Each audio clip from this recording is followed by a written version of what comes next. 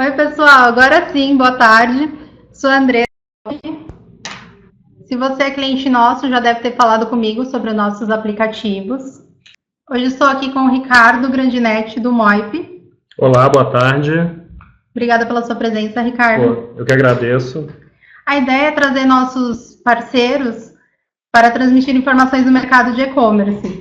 Esse material que nós vamos apresentar provavelmente será disponibilizado, estamos gravando, mas vamos manter só o áudio para ter uma melhor performance. Falar alguma coisa? Eu queria só fazer um novo teste aqui. A gente vai manter só o áudio, mas está todo mundo ouvindo bem. A transmissão está ok. Todo mundo... Aí, beleza, todo mundo falando sim. O Gustavo falando que está ok. Daniel.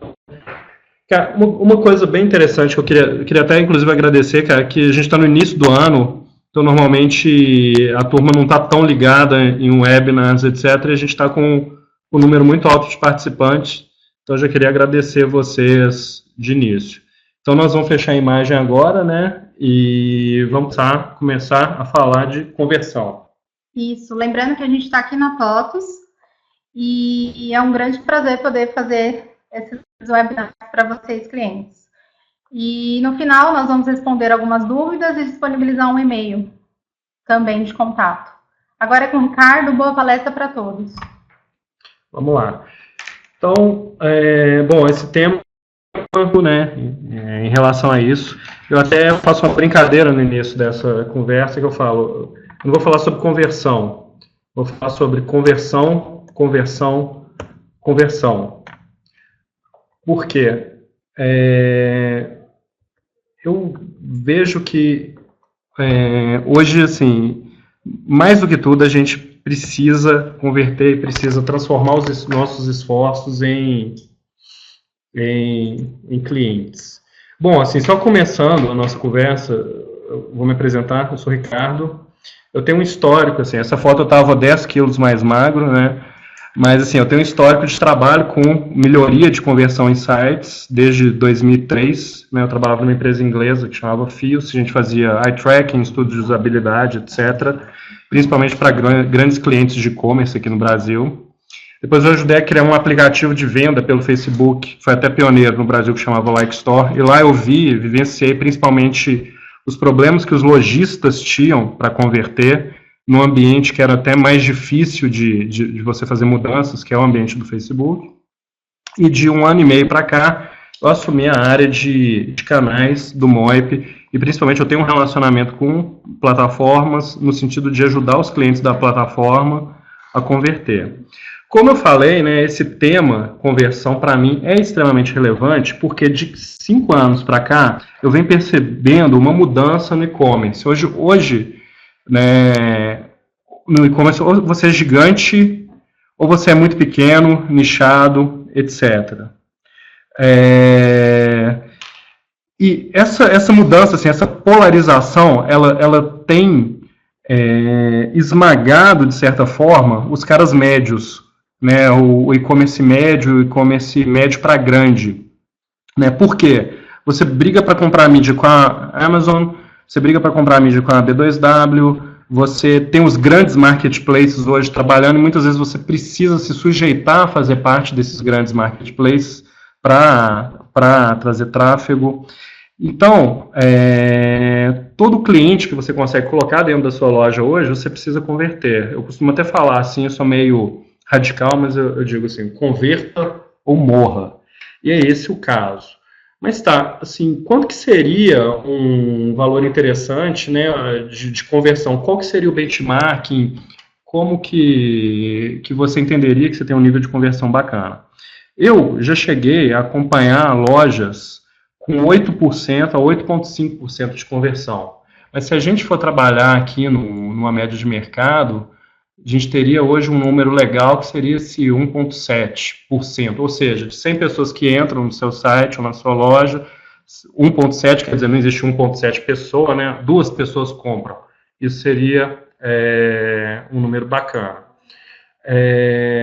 Cara, estamos quase estourando o número de pessoas na sala de reunião aqui. Espero que não aconteça nenhum problema. Mas voltando para o tema conversão, costumo dizer que é tipo a latinha da Coca-Cola, né? Quanto mais melhor. Não interessa se você tem 1%, você pode chegar a 2%, se você chegar a 2%, você pode chegar a 3%, se você tem 3%, você pode chegar a 4%, 5%, 6%, 7%, 8%. Né? Você tem que sempre, e isso eu vejo muito no e-commerce como um todo, que assim, o dono do e-commerce, ele entra num dia a dia de operação, de entregar, vender, tarará, num rame-rame, que a conversão, ela deixa de ser um dos aspectos mais importantes. E isso é muito ruim, por quê? Porque a melhoria da experiência de uso tem que ser uma das prioridades do dono do e-commerce. E à medida que isso começa a entrar em segundo plano, todo mundo começa a sair perdendo, tanto o cliente final quanto o dono da loja. Tá, mas como melhorar? Eu só queria fazer um ponto aqui, assim, a sala não está moderada, entendeu? Então, assim, eu estou deixando todo mundo perguntar, etc., mas, assim, spam, etc., eu não vou permitir, tá? Então, vamos se ater ao ponto central da conversa. Mas, bom, como melhorar a conversão? Eu vejo, assim, quando a gente fala de conversão, a gente precisa principalmente falar de compra. Então, quando você tem o funil de compras, a gente está pensando no awareness, né, na aquisição do cliente, né, ele saber que sua loja existe, quais produtos estão lá, qual que é o fit do produto com o cliente final, etc. Né? E depois a consideração, né, entender que o produto está lá e considerar, pesquisar, avaliar e comprar. Quando a gente pensa nessa pirâmide, né, que é esse caminho até a compra, a gente tem que entender que a experiência online, a experiência do cliente, ela faz parte desses pontos de consideração, avaliação e compra. Né? Isso é muito importante porque você, lojista, né, você, gerente de e-commerce, etc., você tem essa visão em relação ao processo total, o processo total de compra e o que você pode fazer para melhorar esse processo.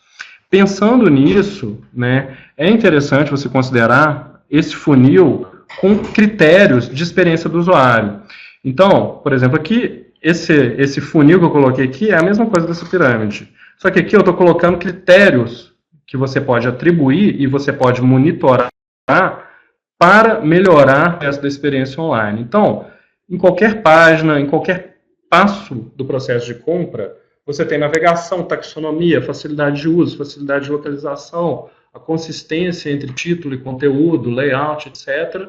Como também tem coisas ou ações específicas que você consegue utilizar para melhorar a conversão e para rentabilizar o e-commerce. Bom, aqui eu falei um pouco de critérios, né, mas é interessante mostrar esses critérios na prática. Então, por exemplo, isso aqui é um exemplo de navegação que eu acho assim, extremamente relevante, extremamente importante. A Daniela está perguntando o que é taxonomia. Taxonomia seria assim, fazendo um nome similar, seria nomenclatura. Tá? Então, por exemplo, aqui você tem um exemplo de taxonomia. Eu vou dar até um outro exemplo aqui, um slide mais na frente, mas seria o seguinte aqui, shop. Então, assim, comprar. Então, comprar, você tem coisas para comprar. Mas voltando no ponto navegação, isso aqui é uma loja californiana, eu nem sei se ela está no ar ainda, mas eu achei um exemplo extremamente interessante em termos de navegação. Por quê? Ela mostra uma consistência de navegação muito grande aqui. Você tem a área navegacional no horizontal travada. Então, por exemplo, se você tirar a parte de interação e a parte de demonstração de ofertas, etc., essa parte aqui vai ficar fixa. E isso é fundamental, principalmente quando a gente pensa num usuário mais bobo, num usuário que está começando no e-commerce agora. Né? Exemplo também, você tem um drop-down aqui que funciona. Isso é muito simples, isso é feio? Eu acho até um pouquinho feio. Mas em termos, por exemplo, para colar na cabeça do usuário final e ele entender que toda hora que ele precisar de alguma coisa, ele vai recorrer a esse eixo e a esse eixo daqui, é extremamente interessante. Outro ponto que eu acho importante nesse exemplo aqui, e eu falo um pouco de funcionalidade, é o contraste. Por quê? Por exemplo, eu tenho um problema de miopia grave aqui. Se esse pano de fundo aqui fosse cinza, eu teria um nível de contraste muito pequeno e eu não conseguiria enxergar, entendeu? Agora, como a gente está usando letra preta com fundo branco, fica muito mais fácil e a gente consegue entender muito bem o título. Indo para o exemplo de taxonomia, eu acho que um dos exemplos mais interessantes, eu até não gosto muito de trazer loja do Brasil, etc., mas eu acho essa taxonomia bacana. Você tem aqui, Netshoes, homens. Isso aqui é um segmento de produto, homens. Então, na parte de baixo, você tem produtos para homens. Ou seja, é simples, é de fácil entendimento. Um exemplo negativo que eu tive, em 2006, eu atendi uma telecom e ela tinha um item aqui que estava escrito assim, voz. Pô, o que é voz? Voz pode ser muita coisa. O que é voz no e-commerce? Pô, ninguém sabe. Então, eu sugeri que eles mudassem de voz para serviços de telefonia. Isso aumentou, mais ou menos, em 107% o tráfego dentro da área e a compra dentro dessa área. Então, quando eu falo de taxonomia, eu falo dessa questão de os títulos e os conteúdos abaixo dos títulos, eles serem mais claros e eles estarem fazendo uma referência correta. Outro ponto que eu acho importante, eu estou trazendo até um exemplo de um concorrente do Moip, né, que é o Stripe, mas assim, em termos de funcionalidade eu não vi nada mais legal. Isso aqui é um checkout, onde você clica no produto aqui, você seleciona o tamanho, isso já carrega o carrinho de compras, você tem 4, 5 campos para preencher e compra. Isso é funcional, isso é fácil, você não tem tanta dificuldade para chegar no fim do processo. Então, extremamente importante, extremamente assim, válido esse exemplo, a funcionalidade. Bom, como exemplos são importantes e a gente está trabalhando aqui com navegação, com funcionalidade, facilidade de uso, etc., eu queria trazer boas práticas divididas aí por cada momento onde se tem a jornada do cliente dentro da sua loja. Então, a primeira boa prática que eu queria dizer e queria trazer para compartilhar com vocês é que imagem é tudo. Por que eu estou trazendo isso? Eu mesmo tinha uma loja para bebês, etc., e eu não esquentava muito a cabeça com as fotos, eu tirava foto no celular, assim, e eu percebi à medida que eu comecei a fazer fotos com um pouco mais de cuidado e um pouco mais de trabalho, eu comecei a ter uma conversão maior. É interessante que essa loja aqui não é uma loja assim, muito vendável, assim, os produtos não são tão vendáveis no e-commerce, e eles mesmo assim fizeram um trabalho bem interessante. Que é uma loja de artigos em crochê, o cara está vendendo uma cadeira aqui, né? Mas mesmo assim, ela tomou um cuidado muito grande com a imagem, a ponto de trabalhar uma imagem com contraste bacana, né? Uma imagem amarela com fundo preto, e uma imagem com a preocupação de mostrar os detalhes do produto, que é fundamental. Né? Explodindo esse exemplo, né, a gente vai exatamente para a área de detalhes. Né, aqui é um machado, né, essa loja chama bestmadeco.com, né, americana. Eu estava procurando um machado, porque eu estava com a minha esposa muito, eu queria separar, então achei que trabalhar com machado seria uma boa forma de eu romper meu relacionamento. O ponto que eu acho importante disso aqui, como é que você vai... A turma vai acreditar, né, brincadeira. Como que você vai expor um machado... uma venda online, cara. Assim, quem vai comprar machado é colecionador. Eu achei assim, a primeira coisa, a importância da foto, cara. Ele tá mostrando o cabo, tá mostrando o metal brilhando, tá mostrando a marca. Depois, tá mostrando a gravação da marca no machado, o couro de proteção com a marca gravada, o tamanho em comparação a outro tipo de produto, para você ter uma noção do que você está comprando, o detalhe do cabo envernizado, a forma que ele é entregue. Então, ou seja, à medida que você traz a imagem e mostra os detalhes, né, dessa imagem, desse produto no seu set de vendas, a sua chance de converter é maior. E eu percebo muitas vezes que o lojista, assim, ele está lá no dia a dia, está no operacional, etc., e ele larga isso e não presta atenção numa coisa tão importante que pode fazer. Outra coisa que eu vejo assim, que é extremamente salutar de consideração de compra é mostrar o objeto em situação real de uso. Eu percebo assim, que pouca gente faz isso também. Por exemplo, isso aqui é um puff de crochê, voltando para a loja do crochê, né? E eles tiveram também a inteligência de mostrar o puff sendo utilizado ou dentro de um ambiente real. Aqui, para trazer uma coisa mais do nosso dia a dia, né? Isso aqui é uma loja que chama Swartloffing, também é californiana, e ela está vendendo uma blusa. Mas olha que interessante. Está mostrando uma pessoa normal na rua utilizando a blusa, você vê o tamanho, a cinturinha dela. Tem um ponto interessante também que os estudos que a gente fez, pessoas normais em fotos, elas tendem a chamar mais atenção do que modelos, do que fotos de banco de imagem. Isso é extremamente relevante. E aqui ainda tem um outro caso, que o tipo da foto dá um recado também do tipo de loja e do tipo de cliente que a loja quer. Eu acho isso extremamente salutar. Eu tinha até uma outra foto de uma outra pessoa tatuada, com coque samurai que eu tirei, até acho esse negócio de coque samurai ridículo. Eu entendo que essa conexão entre o que se vende, o tipo de pessoa que compra, é extremamente salutar na hora de você mostrar fotos de produto. Outro ponto aí, já é até um chavão, né? Continuando na sua Fluffing. Aqui o cara do coque samurai que eu ia mostrar, coitado. Ter um busca que seja, primeira coisa, ele aguente erros, porque ninguém escreve certo mais, e segundo, ele mostre o tamanho ou dê a visibilidade dos produtos no busca. Eu acho isso fundamental. Eu vejo que assim, muitas vezes a gente não vê buscas disso. Estou vendo algumas perguntas bacanas aqui, igual assim, como mostrar produtos de beleza e utilização, sabonetes, por exemplo. Eu posso responder melhor no final, mas eu acho totalmente viável você mostrar um produto de beleza em situação real. Você não precisa fazer uma foto erótica, mas existem uma série de sensações, tipos de situação que você consegue mostrar independente da situação.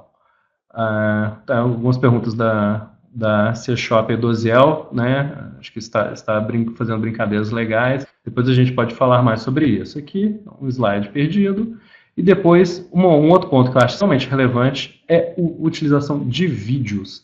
Aqui a gente tem até um cliente do Moip, né, que chama Enjoei, né, que é um marketplace. Eu acho interessante que ele não conseguia usar vídeo aqui, mas ele tomou o cuidado de mostrar uma rotação 360 graus com foto. Então, à medida que você clica nessa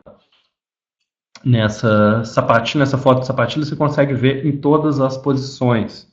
Acho extremamente importante. Aqui, voltando para bestmadeco.com, né, você tem uma área, vídeos, além da página do produto que tem a possibilidade de vídeo, você tem uma área só para vídeo.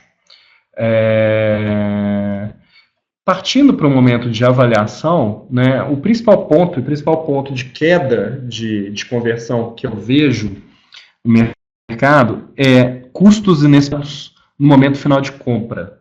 E aí, quando a gente fala isso, a gente fala muito de frete. Eu sei que isso é muito complicado, porque cada lojista tem sua estrutura de custo, né, tem seu modelo de negócio, etc. Mas o que eu recomendo fortemente para vocês todos é utilizar frete grátis ou o menor custo possível na hora de descalcular frete. Por quê? Cara, quem oferece frete grátis tem em média 30 pontos de conversão a mais do que quem não oferece. Né? Então, assim, isso é fundamental. Né? Existem, né, formas, por exemplo, de você usar ICEDEX ou algum tipo de parceria com o correio que permite diminuir bastante os valores, né, de custo de frete. Então, até o próprio Moip está começando a correr atrás disso também para oferecer para os clientes deles. E a tendência é se dar mais possibilidade de oferecer frete. Outro ponto também que a turma não presta muita atenção, mas eu entendo que é extremamente relevante, é fazer uma descrição de produto bacana. Por quê? Eu não vejo muitas descrições assim. Às vezes as pessoas tentam criar descrições mais telegráficas, mais rápidas, e se perde um pouco na descrição de produto. Ou então, assim, o contrário, o cara escreve uma bíblia na descrição do produto. E a minha visão, assim, ficou muito clara depois de um certo tempo. É que deve-se ter uma descrição de produto rápida e uma segunda descrição extremamente detalhada com todas as perguntas que um usuário deveria ter ou poderia ter. Né? Isso é extremamente importante.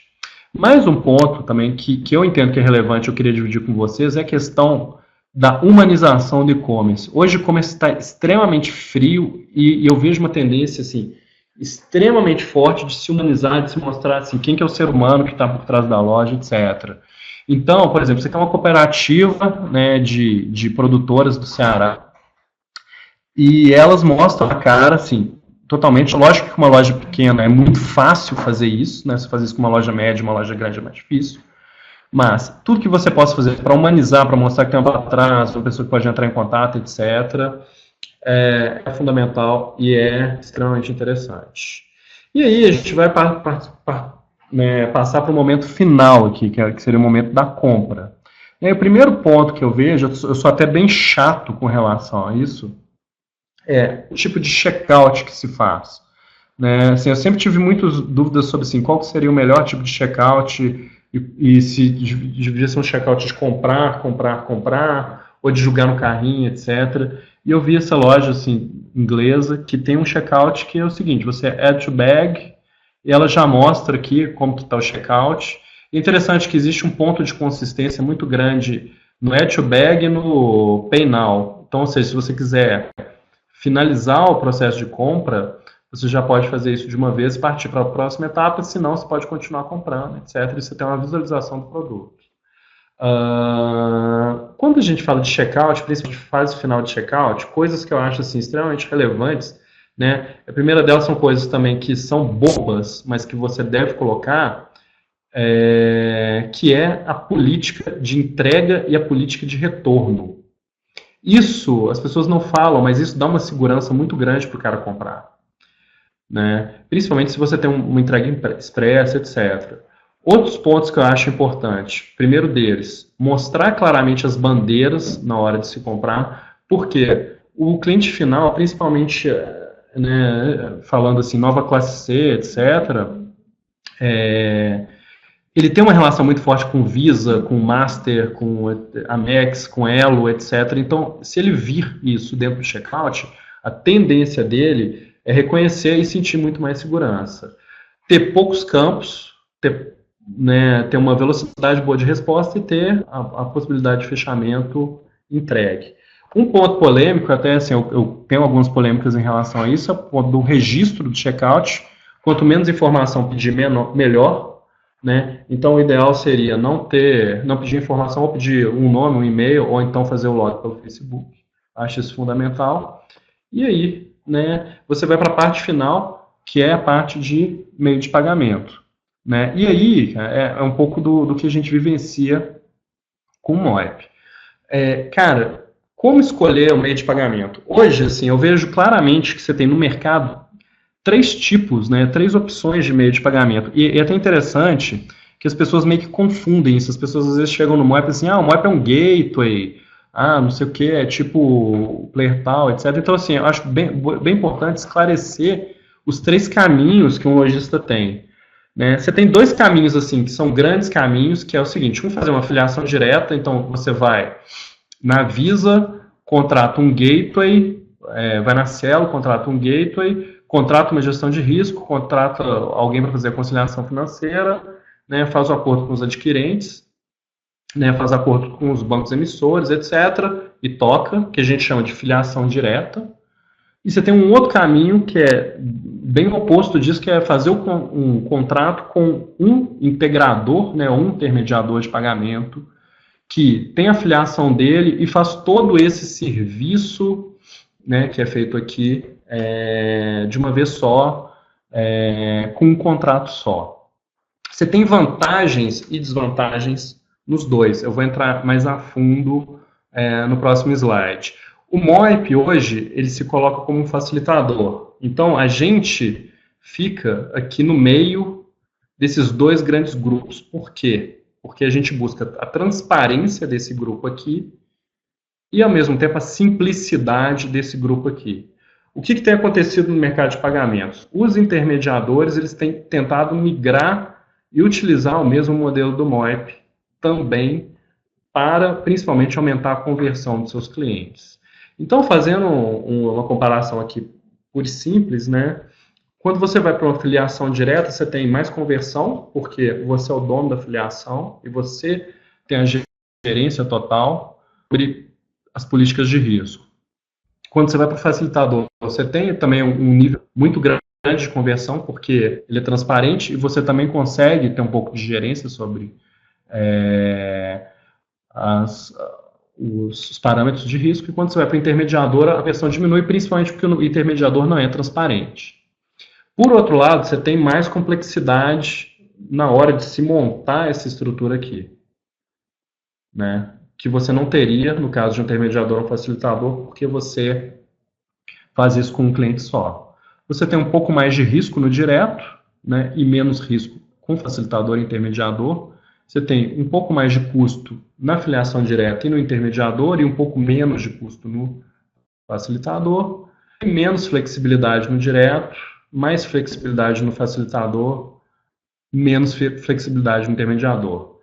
É um pouco confuso esse slide, eu admito, entendeu? Então, assim, eu tenho algumas dicas que podem simplificar um pouco mais as coisas. Eu entendo que essas dicas são relevantes no momento de se entender assim, qual meio de pagamento você deve escolher. A primeira delas, assim, eu recomendo fortemente é que você escolha um meio de pagamento que seja transparente, que não se coloque entre a sua loja e o cliente final. Acho que esse momento de fazer senha, ter que comprar fazendo senha, fazer cadastro no meio de pagamento acabou. Até mesmo porque eles estão migrando para modelos transparentes. E também porque você tem 30% a mais de conversão no modelo transparente. O segundo ponto é buscar meios que são redundantes. Você pode perguntar isso para o seu meio de pagamento. Por exemplo, muitas vezes, até aconteceu 2 anos atrás, assim, da Cielo cair. Pô, a Cielo caiu, mas a rede ficou em pé. E a gente no Moai conseguiu chavear para a rede. Né? Muitas vezes o meio de pagamento ele tem um contrato com um adquirente só. E isso atrapalha muita coisa. Porque se caiu, se a conversão diminuiu, cai tudo. O terceiro ponto, eu acho que isso é o mais importante na hora de se escolher o meio de pagamento, é você ter a possibilidade de diálogo com o meio de pagamento. Então, assim, por que eu estou falando isso, cara? Não existe um meio de pagamento melhor e um pior que o outro.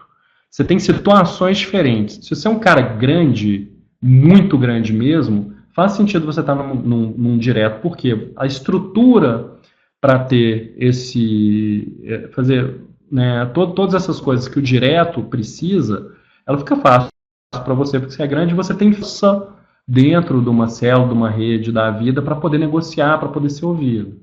Se você é um cara menor e trabalha com uma coisa de altíssimo risco, talvez faça sentido você estar no intermediador.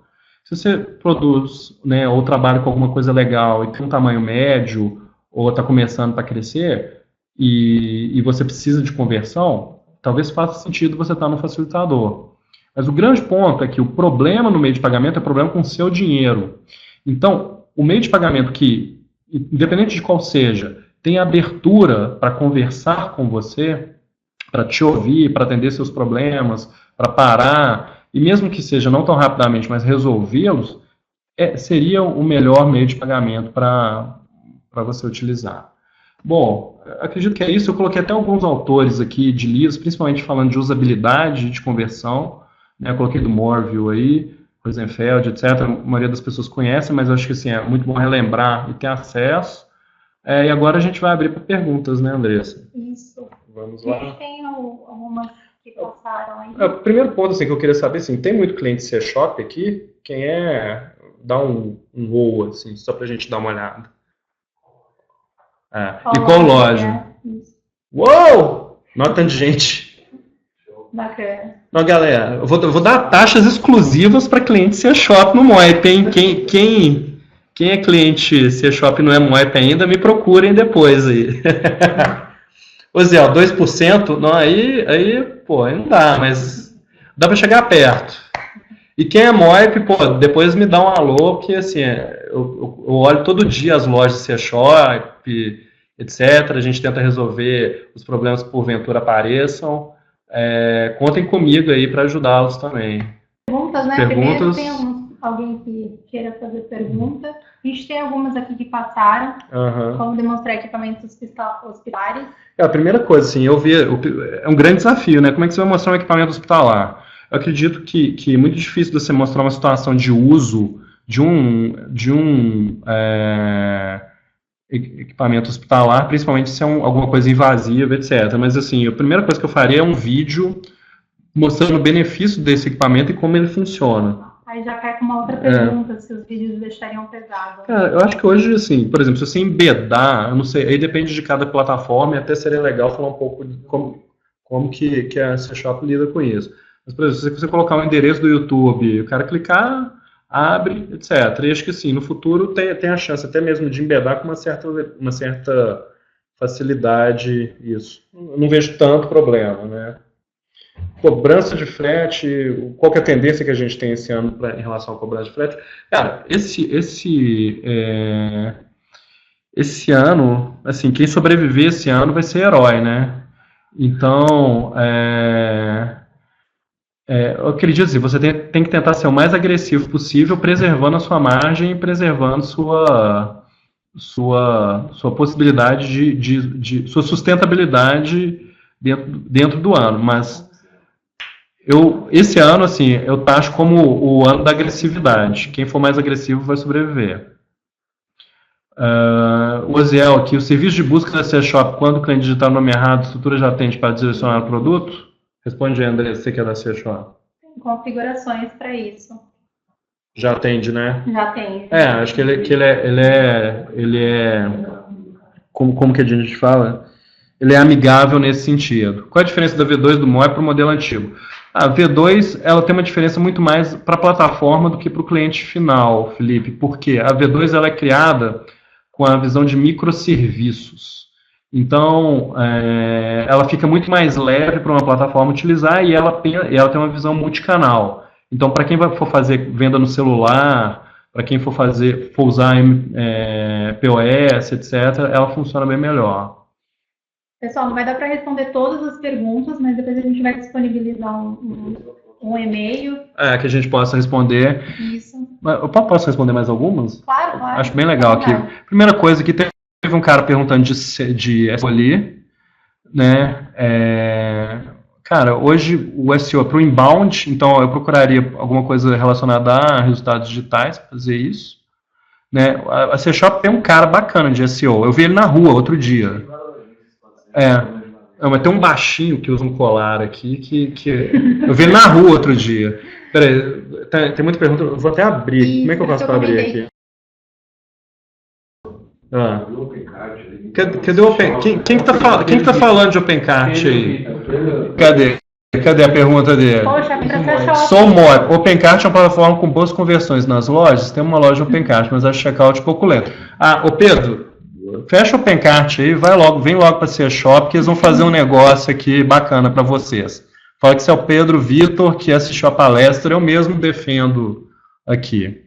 Oziel, vamos lá. Oziel tá gostando de falar. Oziel, como podemos conversar sobre um diferencial para utilizar no MOE principalmente? Cara, existem vários diferenciais para o MOE. Primeiro diferencial aqui é transparente. Segundo, que você consegue modelar a gestão de risco de acordo com o tipo de produto.